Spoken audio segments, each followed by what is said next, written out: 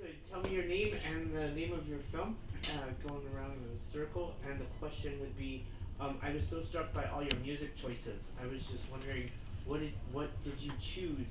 What inspired you to make the choices that you made for the music that you chose? Well, I'm Brandon Keaton. I did calls. I'm the world's oldest film student right now. No. Calls was a student film that I made. I turned it in for a freaking grade, and 3 weeks ago it hit its first streamer, so we got a distribution deal for it. And that was done by community college kids in a program that was 6 months old. So, not the perfect film, I get it. There's some things I wish I could have done differently. But a first effort from a brand new program is, I'm happy with what we did. Yeah, did awesome. Yeah. And as far as the music choices go, the community college that we did it at had a student who is really into music. She's on a student visa from South Africa, and I really liked her music and said, hey, you know, you want to do the end credit music for us? The internal score was from an actual composer that I know. Okay. So between the two, we had decent. I'm happy with the music we got. That's awesome. Cool. I'm Paul, and I did the Ukrainian Architects film, and the music is I've researched online looking for Ukrainian architects, so going through literally hundreds of tracks on places like SoundCloud and Pixabay, and then there's a few composers from Georgia as well and Kazakhstan, and it really is just a case of going through a lot of tracks and trying different tracks and finding what fits. But I really wanted the soundtrack, the music to kind of to work with it and say, yeah, it's a lot of work behind the scenes finding those right tracks. Yeah, because the art in itself, Yeah, and it's beautiful. And then got in touch with all these various, so they were all existing tracks, there was nothing new written, but it was going back and they were sending me extra stuff, kind of piecing together this jigsaw. And now they're all really pleased that their music's out, you know, travelling the film festival as part of it. Yeah, that's awesome. Hi, my name is Mel Richards. I did a Woo! technical I just had the one song at the end. It was actually like a last minute decision. It wasn't in the original. But the reason why I chose that was that's actually a song that like helps me, especially the beginning. I put it in there. It like helps my anxiety.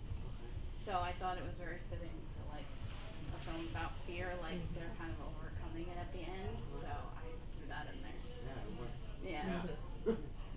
I'd love to open it up for any questions that anyone has. Come on, guys. Yeah. Let's get it. Yeah, so how come you wanted to make the film about the Ukrainian? So I studied as an architect originally, and I did a series of discovery back in the early 2000s, and I've always wanted to do something, so that was kind of in my mind. And then when the war started, there was a lot of headlines about international architects going into Ukraine, and I just thought, well, why aren't we hearing about Ukraine's own architects? And started Googling and kind of put those two things together.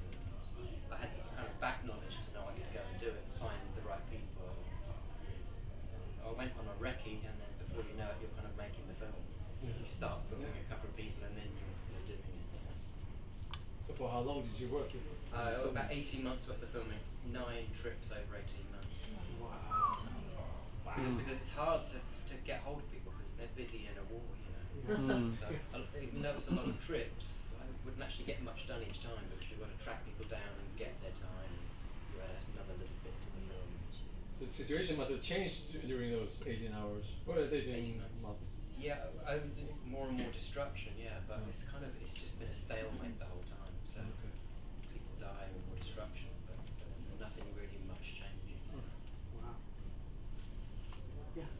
Did you hear those sound alarms often when you were out there? Yeah, all the time. Yeah.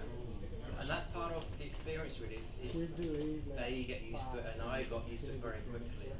You realise that we all have this other part of us that when there's a war, everyone just adapts very quickly. I had no idea about this before I went, but it also happens to you that you don't get scared after I don't think you can sustain being scared for that long.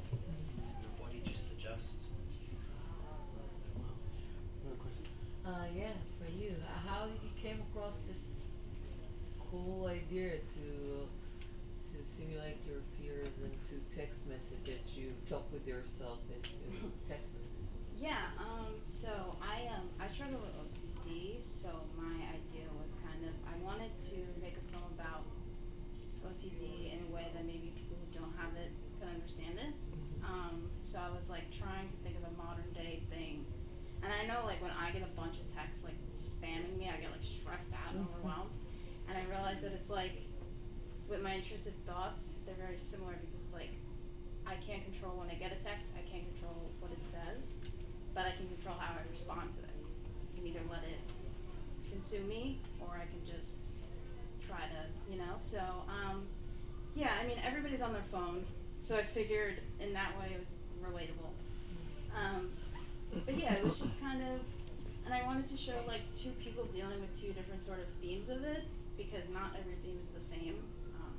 I probably had almost every one at this point. So I wanted to show two different sort of angles of it, and then realizing like even though it's not the same thing they're dealing with, or content they're dealing with, it's similar in the same way, and they can be there for each other. Hey Brandon, where is the idea calls coming from? I think you're in the military before, right? So just tell us a little bit about where is the idea coming from. For calls. Yes. Yeah, well, yeah, I was in the Marine Corps for 21 years. I had a scholarship to college for acting, and I didn't take it, so I could join the Marine Corps. And those of you who have been around me know this, what I'm about to say. I found that I had other talents for jumping out of helicopters and blowing shit up, and it was a good time. Don't get me wrong.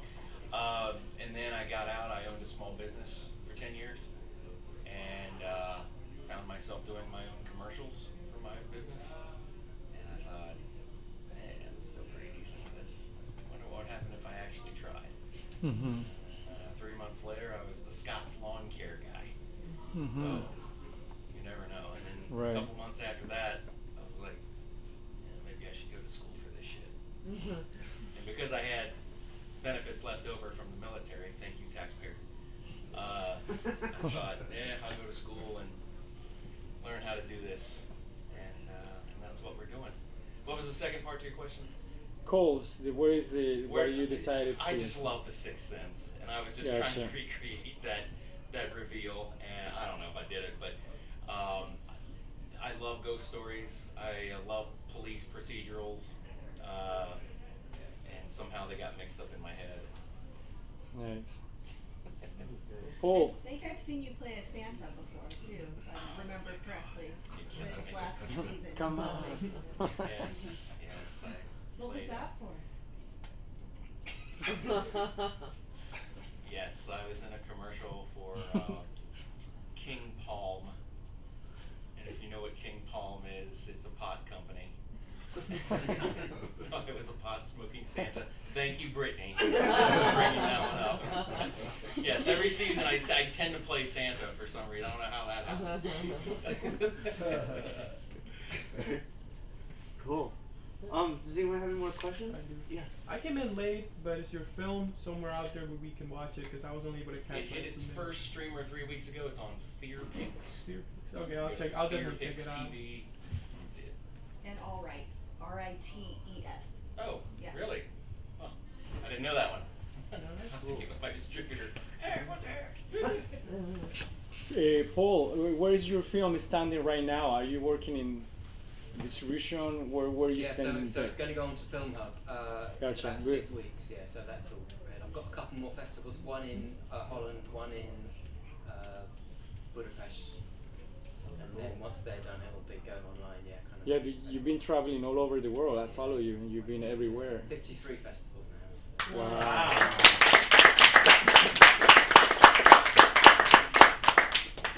Cool. Hey, did you want to get a photo?